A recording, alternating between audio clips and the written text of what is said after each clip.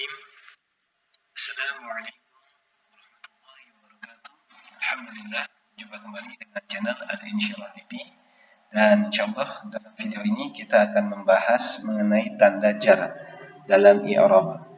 Ingat di video sebelumnya kita sudah pernah membahas mengenai tanda i'rab, di mana tanda i'rab itu ada rofa, ada nasab, ada jar, dan ada jazm. Nah, sekarang kita akan coba buat tanda i'rab yaitu bagian jar, di mana tanda i'rab ini atau tanda jar ini khusus diperuntukkan untuk isim. Jadi hanya isim saja.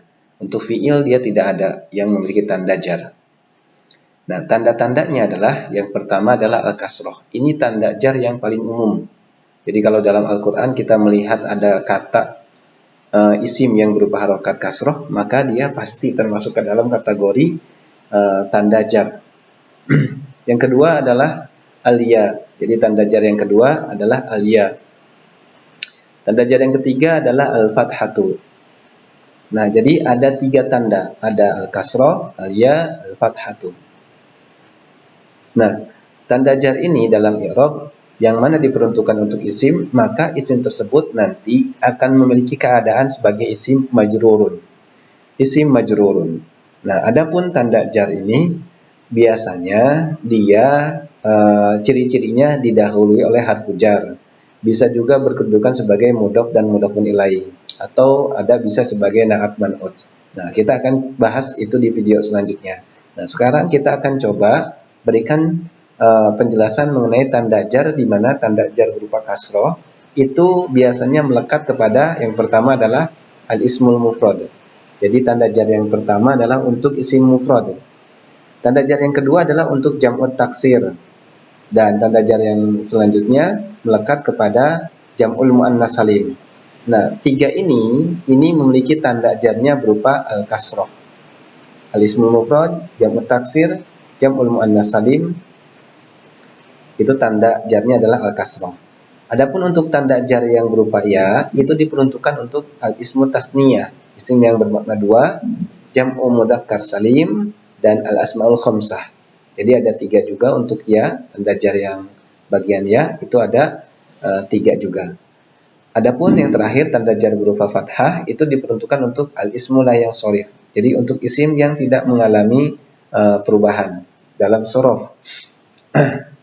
Baik, kita lihat contohnya masing-masing. Tanda jar yang pertama yaitu al-kasroh, di mana diperuntukkan untuk al-ismul mufrad, jam'ut taksir, dan jam'ul muannas salim.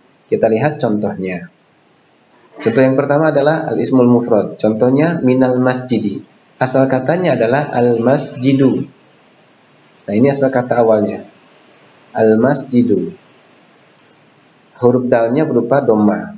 Tetapi karena dia diawali oleh harfu jar berupa min, maka dal ini berubah menjadi minal masjidi. Jadi setiap kata apabila dia didahului oleh harfu jarnya di sini min, bisa ila, bisa ala, bisa fi, maka kata tersebut harus jar, harus majrur keadaannya. Bisa dengan di sini bisa dengan kasroh. Nah, ini tanda jar yang paling umum. Minal masjidi, kita sering dengar minal masjidi, fil baiti, alallahi, minallahi. Nah, itu kenapa dia diberikan harokat kasroh? Karena ada harfu jar. Baik, yang kedua jam'ut taksir.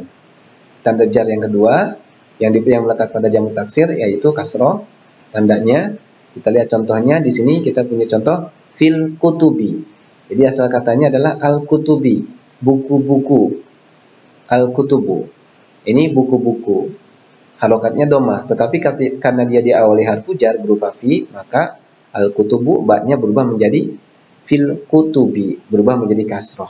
Jadi alasannya kenapa dia diberikan kasroh, karena diawali oleh harfu jar, sehingga kata al-kutubi termasuk isim yang majrurun. Tanda jarnya adalah al-kasroh. Bagian ketiga dari tanda jar berupa kasroh yaitu jam'ul muannas salim, al-muslimati. Ini sama, asal katanya adalah al-muslimat, al-muslimatu. Tapi karena dia diawali ala yang merupakan harfu jar, maka berubah menjadi alal muslimat. Nah, seperti itu. Kalau al-muslimat ini seperti tadi video sebelumnya ya, yaitu tanda nasab. Jamul muannas salim juga tanda nasabnya dia berupa kasroh juga. Nah, tanda jar yang berikutnya adalah alia. Ini juga sama, melekat kepada 3 jenis: at-tasniyah, isim 2, al-asmaul khamsah, isim 5, jam'u mudzakkar salim. Ini bermakna 2, ini isim-isim yang hanya ada 5, ini untuk isim yang bermakna laki-laki. Baik, kita coba buat contohnya masing-masing. Baik, contoh yang pertama untuk al-asmaul khamsah, tanda jarnya berupa ya. Nah, ini contohnya abika. Nah, tanda jarnya ini abika, akhika. Jadi asal katanya kan abuka, abuka. Tapi karena ada suatu hal, misalkan min dari bapakmu, min abika. Awalnya abuka, tapi wawunya berubah menjadi ya karena ada min. Abuka, abika. Akhika, asal katanya akhuka, berubah menjadi akhika, min akhika. Hamuka, hamika. Fika, dhika. Jadi isim yang 5 ini, kalau kita kembali kepada video sebelumnya, kan ada awalnya abu, kemudian aba. Nah, ketika jar dia abi. Nah, abu, aba, abi. Nah, ini kan kalau di bahasa Indonesia sering digunakan. Untuk kata akhika, jadi asal katanya akhuka, kemudian akhoka, kemudian akhika. Nah, ini akhuka untuk rofa, akhoka untuk nasab, mansub, akhika untuk jar atau majrur. Sama untuk hamika. Hamuka, hamaka, hamika. Fuka, faka, fika. Dhuka, dhaka, dhika. Nah, adapun untuk yang bagian berikutnya, yaitu jar dengan tanda ya pada bagian jam'ul mudzakkar salim, ini muslimina, seperti nasab, sama dengan tanda nasab sebelumnya. Muslimina untuk jam'ul mudzakkar salim, muslimaini untuk tasniyahnya. Muslimina, solihina, mu'minina, itu jamak mudzakkar salim dalam keadaan majrur dengan tanda jarnya yaitu berupa ya. Nah, tanda jar yang berikutnya adalah dengan al-fathatu, di mana dia hanya ada satu, al-ismu la yang sorif. Contohnya misalkan Ibrahim.